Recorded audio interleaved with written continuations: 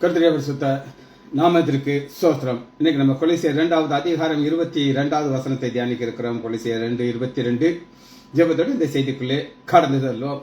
பாரி அருணோதயம் போல் உதித்து வரும் இவர் யாரோ, முகம் சூரியன் போல் பிரகாசம், சத்தம் பெரும் வெள்ள இரைச்சல் போல. முகம் சூரியன் போல் பிரகாசம், சத்தம் பெரும் வெள்ள இரைச்சல் போல.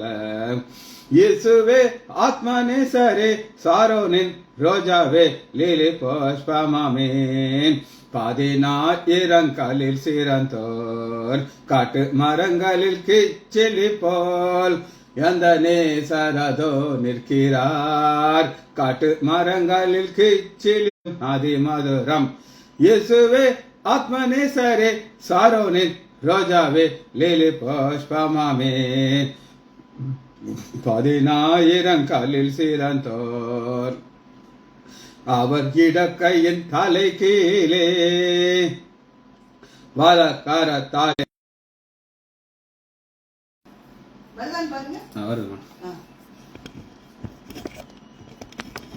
அவர் நேசத்தால் சோகமானே, அவர் நேசத்தால் சோகமானே, என்மேல் பரந்த கொடி நேசமே. இயேசுவே ஆத்மநேசரே, சாரோனின் ரோஜாவே, லீலி புஷ்பமாமே, 14 சிறந்தோர்.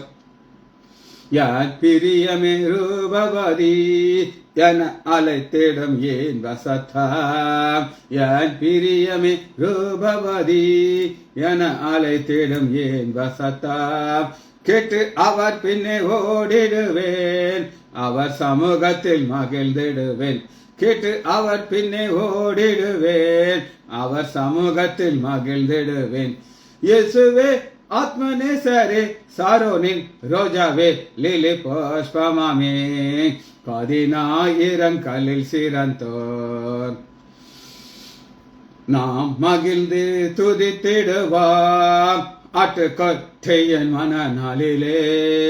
நாம் மகிழ்ந்து துதித்திடுவாம் ஆட்டுக்கொட்டையின் மனநாளிலே. சுத்த பிரகாச ஆடையுடன் பறந்திடுவோம் நாம் மேகத்திலே. சுத்த பிரகாச ஆடையோடே நாமும் பறந்திடுவோம் மேகத்திலே.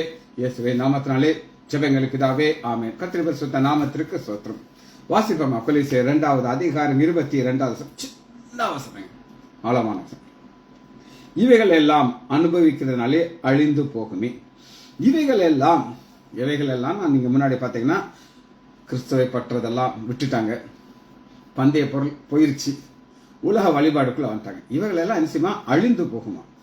ஆனா அழியாத ஒன்று நம்ம பார்க்க போய், உங்களுக்கு சகோதரிகள் எல்லாம் சேலை கடைக்கு போகும்போது அந்த கடையில் போய் கேட்பாங்க, இது சாயம் போகுமா போகாதா. அவன் என்ன சொல்லுவான், போகாதுன்னு சொல்லுவான். ஆனா அது போயிடும். ஆனா ரோமர் 14வது அதிகாரம் இவைகள் எல்லாம் அனுபவிக்கிறதுனாலே அழிந்து போயிருமே. அழியாத என்னன்றதை பார்ப்போம். ரோமர் 14வது அதிகாரம் 14 அழியக்கூடிய நம்ம பார்க்கிறோம், அழியாத. தேவனுடைய ராஜ்யம் புசிப்பும் குடிப்புக்கும் அல்ல. புசிப்பும் குடிப்பும் அனுபவிக்கிறதுனால அழிஞ்சு போயிடும். ஒரு சில சகோதரர்கள் சகோதரிகள் இருப்பாங்க, அவங்களுக்கு இந்த ஃபாஸ்ட் ஃபுட் ரொம்ப பிடிக்கும். பர்கர் எக்ஸட்ரா எக்ஸட்ரா, அதில் போடுற மயனைஸ் சாப்பிட்டு சாப்பிட்டு சாப்பிட்டு குண்டு பாக்கிறாங்க.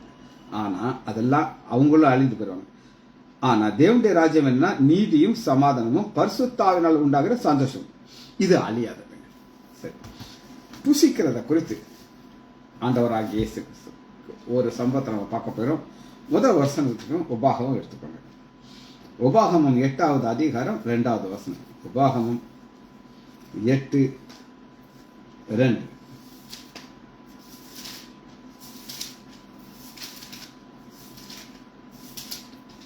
உபாகமம் 8வது அதிகாரம் 2வது வசனம். உன்னை தேவனாய கர்த்தர் உன்னை சிறுமைப்படுத்தும்படிக்கு தம்முடைய கட்டளையை நீ கைக்கொள்ளுவாயோ கைக்கொள்ள மாட்டாய் என்றால் உன்னை சோதிக்கும்படி உன் இருதயத்தை உள்ளதை அறியும்படிக்கு இந்த வணக்கம். அவர் உன்னை சிறுமைப்படுத்தி உன்னை பசியினாலே வருத்தி மனுஷன் அப்பத்தினாலே மாத்திரமல்ல கர்த்தருடைய வாயில் பிறக்கிற ஒவ்வொரு வார்த்தையினாலும் பிறக்கிறோம். இந்த வசனம் எங்க நீங்க பார்க்கலாம் அப்படின்னு கேட்டீங்கன்னா, ஆண்டவராகிய இயேசு கிறிஸ்து சோதனையில போகும்போது அழியக்கூடியதை சாத்தான் காட்டும். அழியக்கூடியது நமக்கு தெரிஞ்ச வசனம் தான் எடுத்து நம்ம பார்த்துக்கொள்ளும். மத்தேயு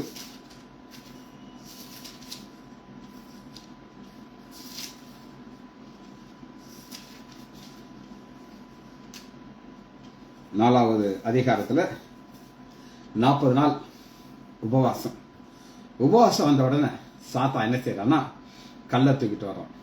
இதை அப்பத்தான் மாத்துங்கிறான். அப்ப இதை செய்யணுங்கிற அவசியம் கிடையாது. ஏன் அவசியம் கிடையாது அப்படின்னு கேட்டீங்கன்னா, நீ தேவனுடைய குமாரனானால் ஒரு கேள்விக்குறிக்கும். அந்த கேள்விக்குறிங்கிறது என்னன்னா ஒரு பாம்பு கொக்கி மாதிரி இருக்கும். எக்ஸாமில் எத்தனையோ கேள்விக்குறிகளை நம்ம பார்த்துருக்கோம். கொக்கியா இருக்கும். அந்த கொக்கி உங்களை சந்தேகம் உண்டாக்கும். ஆனா இங்க நம்ம பார்க்குறோம், மனுஷன் அப்பத்தினாலே மாத்திரம். அப்பங்கிறது என்ன அப்படின்னா, அனுபவித்த உடனே அழிந்து போயிடும். நல்ல அப்பங்கிறது என்னன்னா, அனுபவித்த உடனே நீங்க காஸ்ட்லியஸ்டா ஏதாவது சாப்பாடு வாங்கியிருக்கீங்க, சாப்பிட்டாச்சுன்னா போச்சு. ஃபர்ஸ்ட் வயிறு போயிடும். உங்களை பற்றி எனக்கு ஹெவியா சாப்பிட்டோன்னா வயிறு பிடிக்காது. அப்ப அனுபவிக்கிறதுனால அழிஞ்சு போயிடும். வயிறு அழிஞ்சு போயிடும், சாப்பிட்டதும் அழிஞ்சு போயிடும், பணமும் அழிஞ்சு போயிடும். ஆனா தேவனுடைய வாயிலிருந்து புறப்படுகிற ஒவ்வொரு வார்த்தையினால அவன் பிழைக்கிறான்.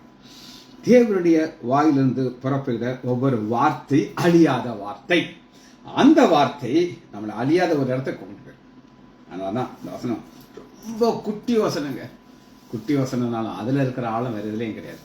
பாருங்களேன், இவைகள் அப்பம் அனுபவிக்கிறதுனாலே அழிந்து போகும். சரி, நம்முடைய ஆண்டவர் எவ்வளவு பெரிய ஆண்டவர் அப்படின்னு கேட்டீங்கன்னா, நமக்கு ஒரு சோதனை உண்டு. இங்க அதான் பார்க்கணும். 40 நாள் உபவாசம், ஆண்டவர் ஒரு பாதையில போறாரு. அதுபோல் எல்லாருக்கும் ஒரு பாதை உண்டு. அந்த பாதையில போகும்போது நம்ம அழியாததை பார்க்க போகிறோமா, அழிந்து போறதை பார்க்க போறோம்? இதான் கேள்வி. அழிந்து போகிறத பார்க்க போறோமா, அழியாத பார்க்க போறோம்? ஆண்டவருக்கு என்ன கொடுப்பார் அப்படின்னு கேட்டீங்கன்னா, அவரை எப்படி பார்க்கணுங்கிறத நான் உங்களுக்கு காட்டப்படுறேன். நம்முடைய ஆண்டவராகிய இயேசு கிறிஸ்துவை நாம் எப்படி பார்க்கணும் அப்படின்னு கேட்டீங்கன்னா, வெளிப்படுத்துதல் 5வது அதிகாரம்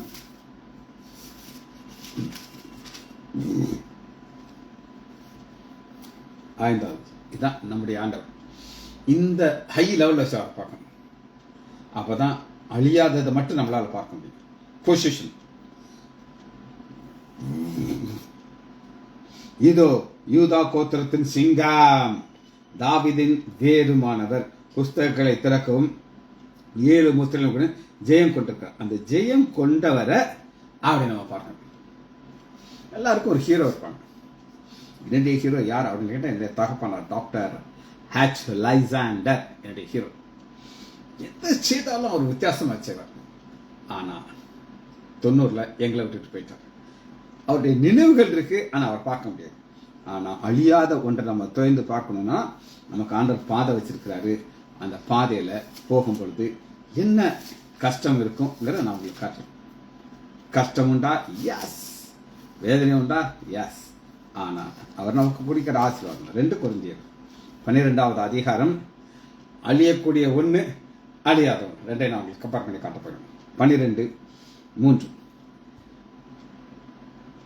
பவுல் பரதேசுக்கு எடுத்துக்கொள்ளப்படுகிறார்.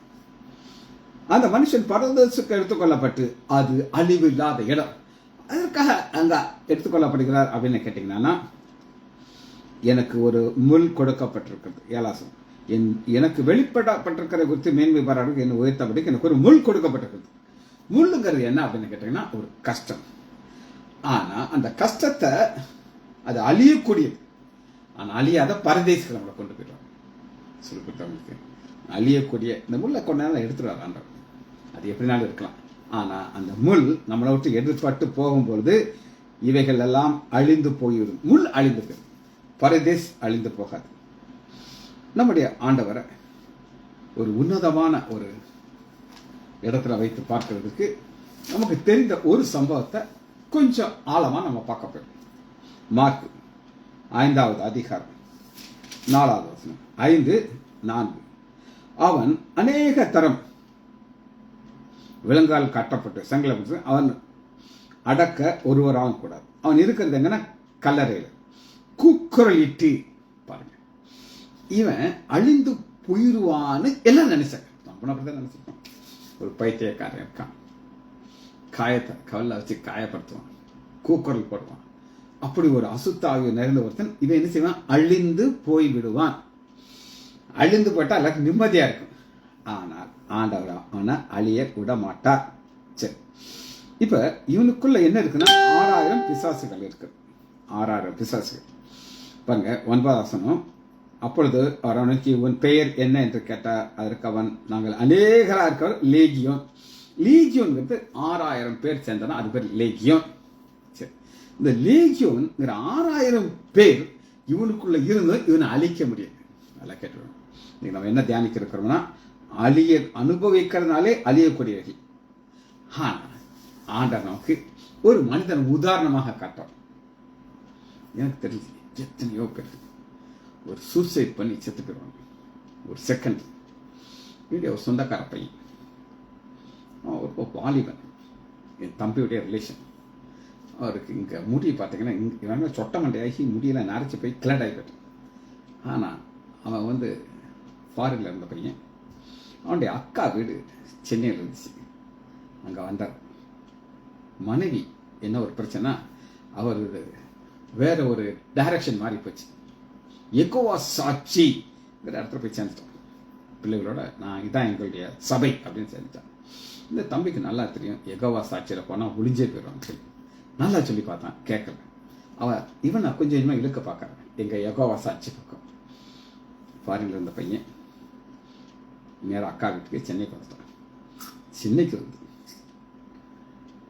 இவன் அக்கா சாப்பாடு ரெடி பண்ணிட்டு இருக்கான். இவன் போய் கதவை மூடி தூக்கு போட்டு செத்து போயிட்டான். அழிஞ்சு போயிட்டான். என் தம்பி பார்த்து சொல்றாரு, சின்ன பையன்டா, இப்போ நமக்குலாம் முடிவு ஏறி சொட்ட மண்டை வந்துடுச்சு. ஆனால் அவனுக்கு அந்த லைன் இங்கே தான் இருக்கான், அப்படிப்பட்ட ஒரு லைன். அப்போ அந்த ஒரு சின்ன ஒரு சம்பவத்தின் மூலமாக இவன் ஆத்மா அழிஞ்சு போச்சு. ஆனால் இங்கே பார்க்குற ஒரு பிசாசு பிடிச்சவன ஆண்டவர் 6000 பிசாசு அவனுக்குள்ள இருந்து ஒருத்தர் அவன் அடக்க முடியாமல் இருந்தாலும் அவன் மறிக்க மாட்டேங்கிறான், அழியாமல் ஆண்டவர் சேர்க்கிறார். காரணம் தன்னுடைய வல்லமையை வெளிப்படுத்துறது. அந்த வல்லமை வெளிப்படுத்துறதுக்காக இவனை ஜீவனோடு வைத்திருக்கிறான். ஜீவனோடு வைத்து இப்போ இவனுக்கு கட்டாயம் ஒரு வீடு இருந்து அந்த வீட்டில் இருக்கிறவங்க ஒரு சிலர் அது இவன் சரியா அதுக்கு முயற்சி பண்ணியிருப்பான். ஏதாவது அந்த காலத்தில் ஒரு டெக்னிக்கலை ட்ரை பண்ணி பார்த்துருப்பான். ஆனால் குடும்பம் சொந்தம் யாருமே அவனால் கிட்டவே வர முடியல. ஏன் வர முடியல அப்படின்னு கேட்டிங்கன்னா 5 அவன் எப்பொழுதும், அந்த எப்பொழுதும் ரொம்ப முக்கியமான காரியம். இரவும் பகலும் மாளிகைகளிலும் கல்லிலும் எப்பொழுதும்ங்கிறது 365 நாளும் டே அண்ட் நைட். யோசிச்சு பாருங்களேன். இப்போ எனக்கெல்லாம் ரொம்ப சென்சிட்டிவாக இருப்பேன். எங்கள் வீட்டில் மேலே தம்பி ரூமில் ஒரு ட்ரில் போடுற வேலை நடந்துட்டு ரிப்பேர். மத்தியானம் தூங்குறதுக்கு அப்படி கஷ்டப்பட்டுருக்கேன். அதை அவங்கள வேலையை நிப்பாட்டுங்கன்னு சொல்ல முடியாது, கஷ்டப்பட்டு தூங்குவேன் நான். இதே இது இவன் பக்கத்தில் எவனா இருந்தால் தூங்க முடியுமா? இவங்க என்ன நினைப்பாங்க அப்படின்னு கேட்டிங்கன்னா, செத்து போனால் நல்லா இருக்குங்க ஐயா, நீ சாக மாட்டான், யார் யாரோ சாகுறாங்க ஐயா, இவன் ஏன் சாக மாட்டான்னு நினச்சிருப்பாங்க. ஏன் அப்படின்னு கேட்டிங்கன்னா, கல்லுக்குள்ளே தன்னை காயப்படுத்திக்கிறது. கல்லுக்குள்ளே காயப்படுத்தி கல்லறையில் இருக்கிறான். அந்த காயப்படுத்தி கல்லுக்குள்ள இருக்கிறவனை ஆண்டவர் எப்படி எதிர்பார்க்கிறார் அப்படின்னு கேட்டிங்கன்னா, பாருங்க 4வது அதிகாரம் 35வது வசனத்துல, நாம் அக்கறைக்கு போவோம் வாருங்கள். அக்கறையில ஆண்டவர் ஒரு செய்ய வேண்டிய ஒரு காரியம் இருக்குது. என்ன செய்ய போறார் அப்படின்னு கேட்டீங்கன்னா, அழிவுக்கு ஏதுவான ஒரு மனிதனை அழியாதபடி பார்க்க போயிடும். ஏன்னா வசனம் நம்ம என்ன பார்க்கறோம்னா, கொலோசியர் 2:22, இவைகளெல்லாம் அனுபவிக்கிறதுனாலே அழிந்து போகும். அனுபவிக்கிறதுனால அழிந்து போகுது. கெட்டகுமார் இருந்தானா அவன் அனுபவித்து அழிச்சிட்டான். கரெக்ட், அனுபவித்து அழித்துட்டான். அப்பாவுடைய சொத்தை அப்பா உயிரோடு இருக்கும்போதே கேட்டு வாங்கிட்டு வீசிட்டு போய் விட்டுட்டான். அனுபவிக்கிறதுனாலே அழிந்து போயிடுச்சு. அப்புறம் அப்பாட்ட திரும்ப வர்றான். அங்க அப்பாவுடைய அன்பை நம்ம பார்க்குறோம். சரி, இவனுடைய பிரச்சனை எங்க இருக்குதுன்னா, இவன் ஒரு வாலிபன். ஏன் இவனை ஆண்டவர் தேடி வருகிறார் அப்படின்னு கேட்டீங்கன்னா, ஒரு அழியக்கூடிய ஒரு மனிதனை இன்னும் கொஞ்ச நாளா விட்டு அவன் செத்து போயிடும். ஆனா இவனை எப்படி மாற்றணும்? அழியாத ஒரு மனிதனாக மாற்றணும். அதனால 37 மார்க்கு 4:37, அப்பொழுது பலத்த சுழல் காற்று உண்டாக்கி. சாத்தானுக்கு நல்லா தெரியும் ஆண்டவர் வர்றாரு. அதனால அவங்க என்ன சொல்றாங்கன்னு கேட்டீங்கன்னா, 7 இயேசுவே உன்னதமான தேவனுடைய குமாரனே, எனக்கும் உமக்கும் என்ன, நான் என்னை வேதனைப்படுத்தபடி.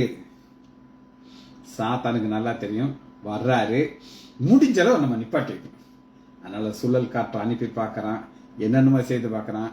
ஆனா அவர் செய்ய நினைத்தது ஒருபொழுதும் தடைபடாது. அவர் எவ்வளவு ஒரு பிரச்சனை வந்தாலும் அதனால வந்துடும். சரி, இதை நீங்க தொடர்ந்து வாசிச்சீங்கன்னா அடுத்த ஆண்டவர் எங்க போகிறார் அப்படின்னு நீங்க கேட்டீங்கன்னா அதை உங்களுக்கு நான் காட்டுறேன்.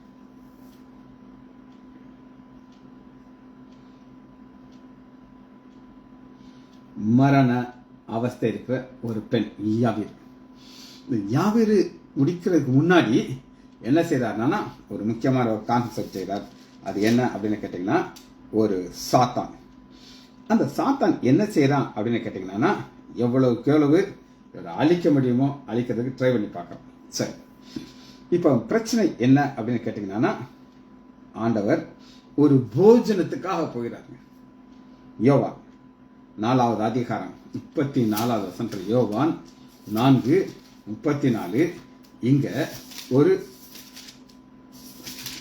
சமாரிய பெண்ணை போய் பார்க்க போயிடுறாரு.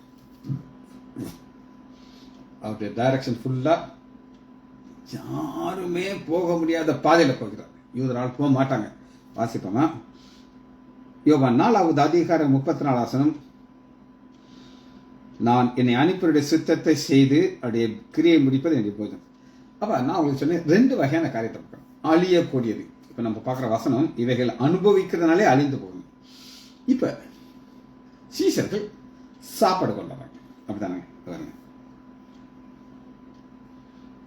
அவர்களுக்கு ரவி போஜனம் பண்ணும் என்று வேண்டும். போஜனம் இது அழியக்கூடியது ஒன்று, சாப்பிட்டாச்சா காலியாக்கிறோம். ஆனா அழியாத ஒரு போஜனத்தை ஆண்டவர் பார்க்கிறார். அது என்னன்னு கேட்டீங்கன்னா, அவளுடைய ஆத்துமா என்னுடைய போஜனமா இருக்கிறது. இந்த போஜனம் என்ன அப்படின்னு கேட்டீங்கன்னா, தேவனுடைய சித்தத்தை செய்து முடிப்பதே என்னுடைய போஜனமா இருக்கு. சரி, இப்ப நம்ம தொடர்ந்து இதை தியானிக்கிறோம். ஒரு பவுலுக்கு போன பாதையில ஒரு கடினமான பாதையை நம்ம தியானிக்க போயிடும். பவுல் சென்ற ஒரு கடினமான பாதை. அப்போஸ்தலர் 27வது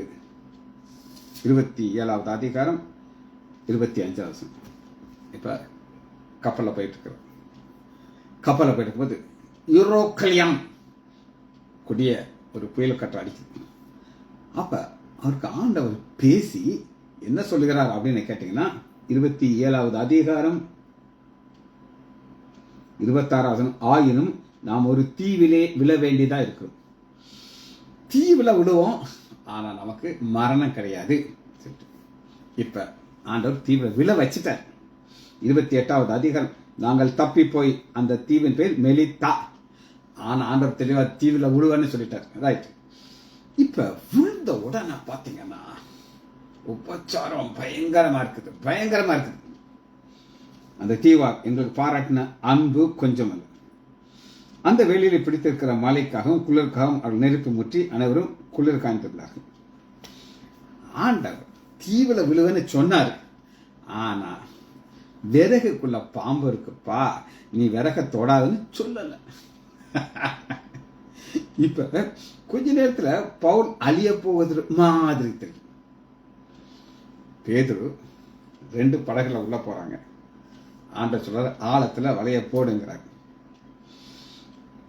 மீனை பிடிச்சாச்சு. என்ன நடக்குதுன்னா, வலை கிளியத்தக்கதாக கிளியாது, கிழிஞ்சிரும் போல இருக்கும். படகுகள் மூழ்கத்தக்கதாக, வலை கிழிஞ்சா அத்தனை பேர் எஸ்கேப் ஆகி ஓடி இருக்கும். இவங்களுக்கு லாஸ். ஆண்டவரே, நான் பாட்டுக்கு வலையை கிளீன் பண்ணிட்டு இருந்தேன். ஆண்டவரே, உங்களை ஏற்றி போனனால வலை கிழிஞ்சு போச்சு, நாளைக்கு தொழில் அவுட். படகு மூழ்கிற போல இருக்கும், மூழ்காது. மூழ்கி இருந்தா அத்தனை மீனும் தண்ணிக்குள்ள போயிருக்கும், ஒரு மீன் கூட கிடைச்சிருக்காது. ஆனா அந்த மாதிரி கொண்டு வருவாரு. ஆனா அதை அனுமதிக்கும். அதனாலதான் இந்த 3 வசனம், சில விறகுகளை வாரி நெருப்பு மேலே போடுகையிலே ஒரு விரியன் பாம்பு அனல் ஊற்று புறப்பட்டு அவனுடைய கதை கட்டு. இது என்ன அப்படின்னு கேட்டீங்கன்னா, இதுதான் காரணம். இது பிசாசு பாம்பு. இந்த பிசாசு என்ன செய்யுது அப்படின்னு கேட்டீங்கன்னா, அவர்கள் எல்லாரையும் நோயா வச்சிருக்குது. 9, தீவில இருந்த மற்ற வியாதிக்காரர்கள் வந்து வியாதிக்காரர்கள் வந்து இத்தனை வியாதியும் அழிவுக்கு ஏதாக சாத்தான் வச்சிருக்கிறான். ஆனா ஆண்டவர் தன்னுடைய ஊழியக்காரனாக்கிய பவுல அனுப்புறாரு. பவுல் அழிஞ்சு போயிடுவான்னு சொல்லி அவங்க நினைச்சாங்க. அவங்க ஸ்டேட்மெண்ட்ல பாருங்க. 4, விஷப்பூச்சி அவன் கையிலே தொங்குறதை அந்நியர் அந்த தேவர்கள் கண்ட பொழுது இந்த மனுஷன் கொலை பாதவன். பாருங்க, அன்பு பாராட்டுறாங்க அவளே இல்லை. நான் நினைக்கிறேன் வாயில ஊட்டிருப்பாங்க. நான் நினைக்கிறேன் பிரதர் இதை சாப்பிடுங்க, இந்த சிக்கனை சாப்பிடுங்க, இந்த மட்டன் சாப்பிடுங்க, என்னென்னமோ கொடுத்துருப்பாங்க. ஆனா இந்த மனுஷன் கொலை பாதம் சமுத்திரத்துக்கு தப்பி வந்தும் பலியானதை விட என்று சொல்லி தங்களுக்குள்ளே சொல்லிக் கொண்டார்கள். அவன் அந்த பூச்சியை தீயிலே உதறி போட்டு ஒரு தீங்கு. பூச்சி தீ அக்னி வந்து இந்த பிசாசு அழிக்குது. அக்னி நம்முடைய ஆண்டவராகி இயேசு கிறிஸ்து. அந்த அக்னி வந்து அழிச்ச உடனே எல்லாத்துக்கும் சுகம் கிடைக்குது. பாருங்க, திரும்ப நான் சொல்றேன். நீங்க நம்ம வசனம்னா, இவைகள் அனுபவிக்கிறதுனாலே அழிந்து போகுமே. அனுபவிக்கிறதுனாலே அழிந்து போகும். ஆனா ஆண்டவர் அழியிற மாதிரி இருக்கிற பவுல கொண்டாடுறார். அழிஞ்சு போயிடுவான். பாம்பு கடிச்சிருச்சு, நீ காலி. ஆனா அதை தூக்கி உள்ள போட்ட உடனே அழிந்தது யாரு? சாத்தான். பாம்பு அழிஞ்சு போச்சு. அழிஞ்ச உடனே பாருங்களேன், 8வது, புப்ளியனுடைய தகப்பன் ஜுரத்தினாலும் இரத்த பேரினாலும் வார்த்தைப்பட்டான். பவுல் இடத்திலே போய் ஜபம் பண்ணி அவன் மேல் கை வைத்து குணமாக்கினான். நடந்துருச்சு. ஒரு ஆளுக்கு சுகம் கிடைச்ச உடனே தீவில இருந்த வியாதிக்காரர்கள் வந்து குணமாக்கப்பட்டார்கள். கேட்டுக்கணும், இதுதான் பாதை. இப்படிப்பட்ட பாதையில தான் ஆண்டவர் கொண்டு போகிறார். அழிந்து போகிறது மாதிரி தெரியும், ஆனால் அழியாது. காரணம், ஆண்டவரை ஒரு நித்தியத்துக்காக வைத்திருக்கிறார். சரி, தேவனுடைய பாதை ஃபோக்கஸ் பவுல் மேல எல்லாம் வருது. இப்படிப்பட்ட நேரத்தில் ஆண்டவர் என்ன செய்யறாரு அப்படின்னு கேட்டீங்கன்னா, 4வது விஷப்பூச்சி. அந்த விஷப்பூச்சியை தூக்கி உள்ள போட்ட உடனே என்ன நடக்குது? கம்ப்ளீட்டா அழிஞ்சு போச்சு.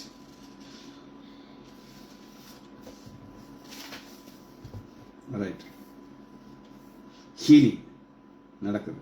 அநேக மரியாதை செய்து 10வது வசனத்தில் பாருங்க, அவர்களுக்கு அநேக மரியாதை செய்து எந்த வாயிலிருந்து வந்துச்சோ இவன் கொஞ்ச நேரத்தில் செத்து போயிடுவான்னு சொல்றாங்க. ஆனா இவன் நினைச்சான் உள்ள போய் முடிக்கிறான். மார்க் 5வது அதிகாரம் 5வது வசனம். மார்க் 5:5.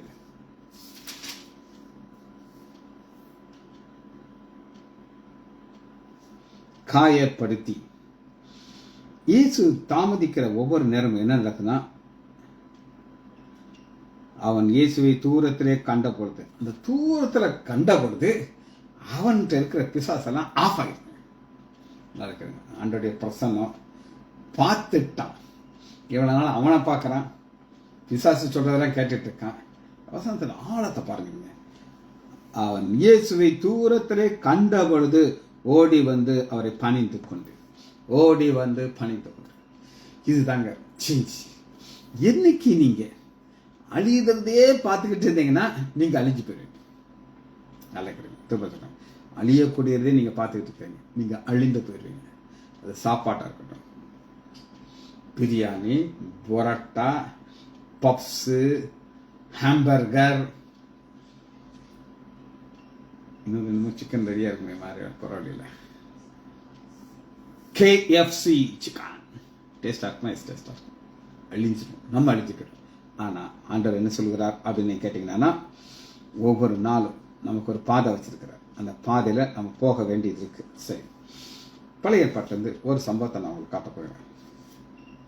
சரி, காயப்படுத்தி. இந்த காயப்படுத்திங்கிறது என்னன்னா, தன்னுடைய வாழ்க்கையில ஒவ்வொரு நாளும் தன்னுடைய அழிவுக்குள்ளே அவன் போயிட்டே இருக்கிறான். இந்த நேரத்தில் ஒரு சம்பவத்தை நான் உங்களுக்கு காட்டுறேன். மார்க் 16வது அதிகாரம் 9 வசனம். மார்க் 16:9. இந்த பெண் மகதனியா மரியாள் 7 பிசாசுகள் திறந்தது. இந்த 7 பிசாசுகளோட இந்த பெண்ணை ஆண்டவர் எதுக்காக உபயோகிக்கிறாரு அப்படின்னு கேட்டாங்கன்னா அழிஞ்சு போயிருப்பான். 7 பிசாசு உள்ள இருந்தானா இன்னைக்கே அழிஞ்சு போயிருப்பான். ஆனா அவளை ஆண்டவர் ஒரு அழியாத ஒரு காரியத்தை செய்வதற்காக அது என்ன உயிர்த்தெழுதல். அவள் 7 முதலாக உயிர்த்தெழுந்த இயேசு தரிசனமாகி ஆண்டவருடைய காரியங்கள் பார்த்தீங்கன்னா ஒரு வித்தியாசமான ஒரு பாட்டு. இந்த முதலாக யாருக்கு அவர் தரிசனம் சொல்ல கொடுக்கணும் சொல்லுங்க? யோவான் மார்பிளா சாய்ந்துட்டு இருந்தான். யோவான், நீ என் கூடயே இருக்கிறவன், நீ வேற, மகதனா மரியாள் வேற. மகதனா மரியாள் ஏன் எனக்கு ரொம்ப வித்தியாசமானவனா, அவளை சாத்தான் 7 பிசாசு உள்ள அனுப்பி அவளை அழிக்கணும் அப்படின்னு சொன்னான். ஆனா ஆண்டோடைய நோக்கம் என்ன? அனுபவிக்கிறதுனாலே அழிந்து போகுமே, அனுபவிக்கிறதுனால. கொஞ்சம் யோசிச்சு பார்த்தீங்கன்னா இந்த மகதனியா மரியாள் ஒரு குடும்ப பொண்ணாக இருந்து, அப்பா அம்மா கூட இருந்து, அப்பா அம்மா காட்ட மாப்பிள்ளையை கல்யாணம் கட்டி ஒரு குடும்பத்துக்குள்ள இருந்தாலும் இந்த பிரச்சனை வந்திருக்காது. ஆனா இவங்களுடைய அனுபவிக்கிற வாழ்க்கை தவறா போய் போய் போய் நம்ம J.M. ஸ்டாலின் அவர் ஒரு பெண்ணை பொறுத்த சொல்லுவார். இந்த பொண்ணு பேர் ஜெயக்கொடியன், ஒரு டான்சர், அழகா டான்ஸ் ஆடுவாங்க. இப்போ இந்த டயர் இருக்கு பார்த்தீங்களா, டயர்னா தெரியுமா உங்களுக்கு? சைக்கிள் டயரை கட் பண்ணி நீளமாக வச்சுருப்பாங்களாம் பசங்க. அவளுக்கு ப்ரொடெக்ஷன், டான்ஸ் ஆடும்போது யாராவது தொட வந்தாலும் அதை வச்சு அடிப்பாங்க. ஆனால் கொஞ்ச நேரம் அந்த பொண்ணுக்கு எய்ட்ஸ் வந்து ஒரு குடிசையில் கிடந்து அப்படி பரிதாபம் மறைத்தாலும் சொல்லி அவர் ஒரு சாட்சி சொல்வார். ஆனால் இங்கே நம்ம பார்க்குற இந்த மகதனா மரியாள் அனுபவிக்கிறதுனால அழிந்து போனார். அவள் உலகத்தை அனுபவிச்சிருப்பான், பாவத்தை அனுபவிச்சிருப்பான். ஆனால் இவ அழியக்கூடாதுன்னு சொல்லி அவர்களுக்கு போய் செய்தியை அறிவித்தார். Good news. எதுங்க குட் நியூஸ்? இயேசு இன்றும் உயிரோடு இருக்கிறார். அவர் நம்மளோட கூட இருக்கிறார். நிச்சயத்திற்கு நம்மளால் அவர் கொண்டு வருவார். சரி, இந்த காயப்பட்ட மனிதனுக்கு என்ன தேவை அப்படின்னா, கல்லறை இல்லை, கல்லறையிலிருந்து ஒரு இடத்துக்கு டிரான்ஸ்ஃபர்மேஷன் ஆகுது. அது என்னன்னா பன்றி. மார்க் 5வது அதிகாரம்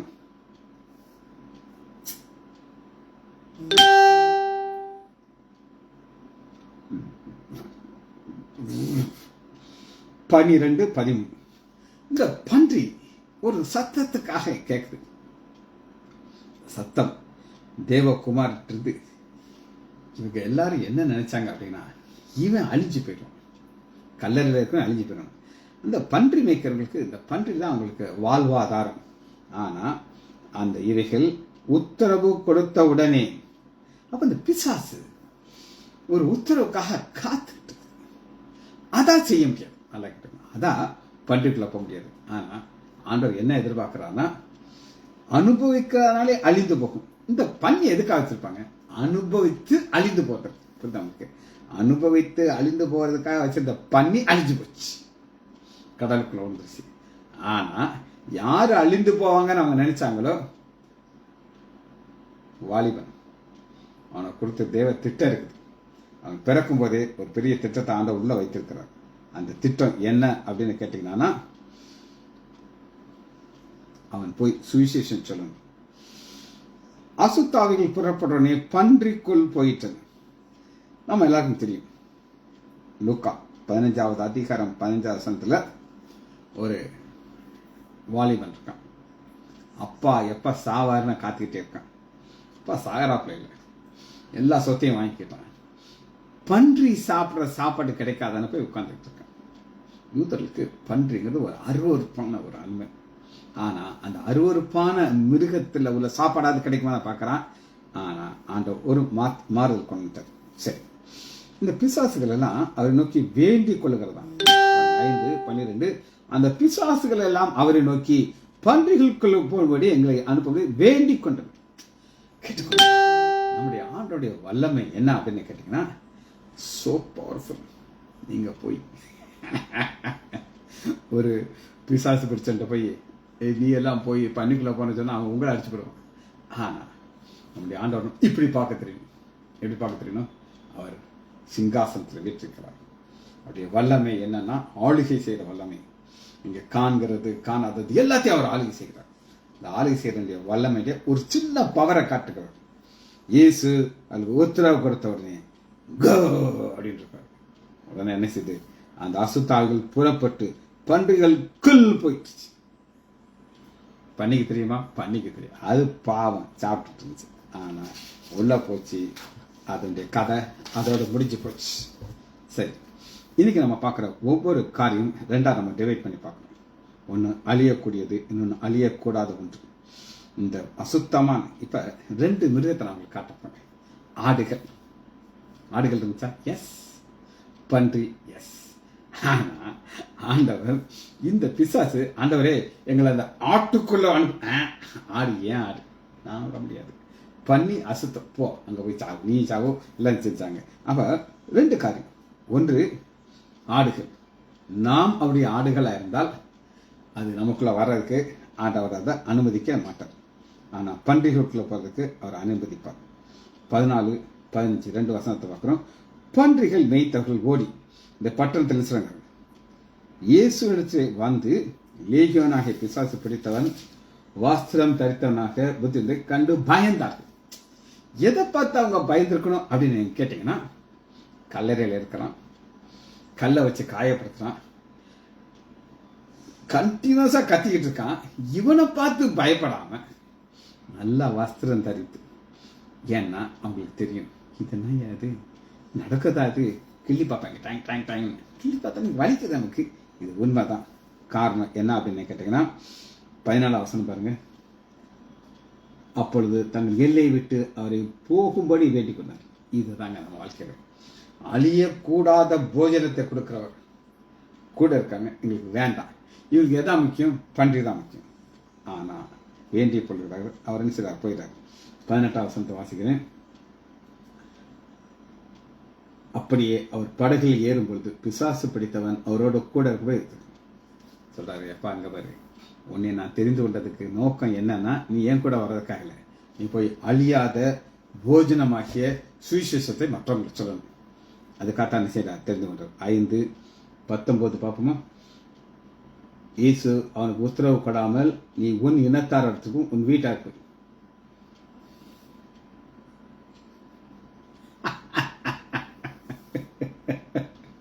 நீ அதுக்காக சந்தோஷப்படலையா? சரியா? உன் இனத்தார் இடத்துக்கும் உன் வீட்டாரையும் போய் உனக்கு அறிவித்தெல்லாம் அவளுக்கு அறிவி சுவிசேஷனாக மாற்றுகிறார். காட்டுங்க, இவன் அழிந்து போயிடுவான்னு எல்லாரும் நினைச்சாங்க. ஆனா அழியாத போஜனத்தை எப்படி ஆண்டவராக இயேசு கிறிஸ்து சமாரிய ஸ்திரீக்கு வந்து சுவிசேஷத்தை சொன்னாரோ, அது போல அழியறதுக்காக வைக்கப்பட்டிருந்த கல்லறையில் இருந்தவன் இப்ப எல்லாரும் எங்க கொண்டு வரான்? பரலோகத்துக்கு கொண்டு போயிடுறான். இதுதான் 5வது அதிகாரம் 20 வசனம். எல்லாம் ஆச்சரியப்பட்டார்கள். ஒரு கூட்டத்தார் பயப்பட்டாங்க இவனை பார்த்து. ஒரு கூட்டத்தார் இவனை பார்த்து பயப்பட்டாங்க. அவங்களுக்கு எதுதான் முக்கியம்? பன்றி தான் முக்கியம். இவன் இப்படி இருந்து செத்து போனா எங்களுக்கு நல்லா இருக்கும்னு சொல்லி பயந்தாங்க. ஆனா ஒரு கூட்டத்தார் ஆச்சரியப்படுறாங்க. ஏன் ஆச்சரியப்படுறாங்க அப்படின்னு கேட்டீங்கன்னா, இவங்க எல்லாருக்கும் எனக்கு தெரியும். அப்படித்தானே? நல்லா தெரியும். இவனை நாங்க எப்படா சாவோன்னு நினைச்சாங்க. ஆனா எங்களை பரலோகத்துக்கு கொண்டு வர பாதைக்கு எங்களை கொண்டு போயிடும். இதுதான் கல்லறை டு இயேசுவின் பாதம். அழிஞ்சானா போறது கல்லறை, இயேசுவின் பாதத்துக்கு போயாச்சுன்னா நித்திய ஜீவன். வசனத்தை திரும்ப சொல்லி நான் முடிக்கிறேன். இவைகள் எல்லாம் அனுபவிக்கிறதுனாலே அழிந்து போகுமே. ஜெபிச்சு முடிப்போமா? மகா இரக்கமாம் கருவேமல்ல பிதாவே, துதிக்கிறோம் ஐயா. அழியாத போஜனத்தை நீர் எங்களுக்கு தந்திருக்கிறது ஐயா. அந்த அழியாத போஜனத்தை மற்றவர்களுக்கு நாங்கள் கொடுக்க நீர் எங்களுக்கு பாராட்டின நன்மைக்காக நன்றி ராஜா. பிள்ளைகள் ஒவ்வொருவரையும் என் ஆண்டவராகிய இயேசு கிறிஸ்துவின் நாமத்தினாலே ஆசீர்வதிக்கிறேன். இயேசுவின் நாமத்தினாலே ஜெபங்களின் பிதாவே, ஆமீன், ஆமீன்.